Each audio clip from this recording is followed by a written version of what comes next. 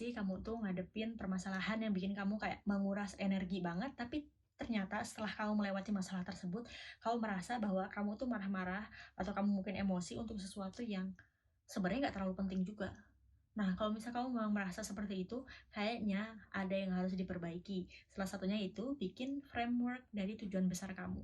Jadi gini, aku beberapa minggu yang lalu tuh kayak emosi banget sama suatu hal, dan tapi ternyata setelah udah agak mendingan ya, udah bisa berpikir jernih, terus aku sadar bahwa apa yang membuat aku emosi itu bukan sesuatu hal yang penting, bukan sesuatu hal yang primer.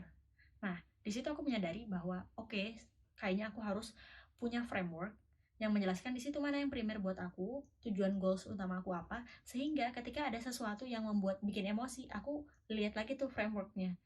Oh, yang bikin emosi atau misalnya ini yang nggak sesuai, itu bukan berada di suatu framework besar menuju tujuanku. Sehingga kalau misalnya itu nggak, apa ya, nggak terlalu bagus, nggak terlalu sempurna, it's fine. Karena itu nggak akan mengganggu tujuanku. Jadi gini, misalnya teman-teman punya tujuan A nih ya. Coba teman-teman bisa buat tulisan framework yang jelas nih di atas kertas. Jangan cuma di pikiran aja, karena kita bakal gampang banget lupa.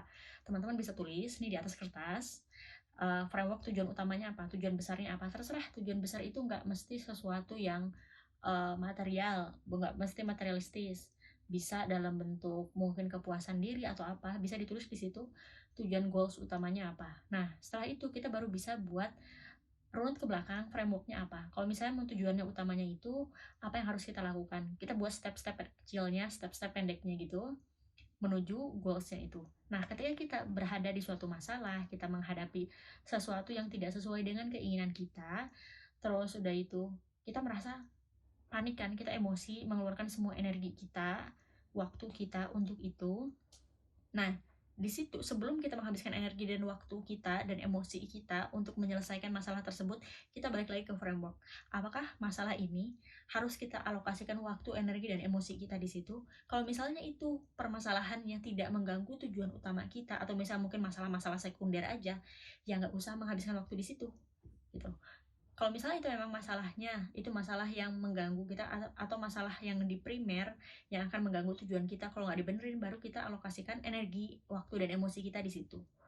Jangan sampai salah fokus. Jadi kalau misalnya kita ngadepin masalah, kita emosi gitu, ngabisin waktu di situ, ngabisin energi. Tapi ternyata setelah dilewati, sebenarnya kalau kita nggak ngurusin masalah itu juga, kita tetap jalan menuju tujuan kita. Nah, itulah tujuannya untuk bikin framework. Kalau misalnya teman-teman belum punya framework, mulai dari sekarang bikin framework. Biar apa? Biar nggak salah fokus ketika lagi menghadapi, ketika lagi melakukan sesuatu yang penting kayak gitu.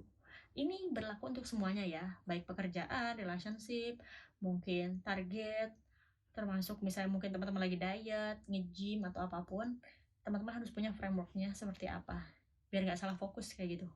Ya, terima kasih. Dan jangan lupa klik subscribe dan turn on notification. Bye!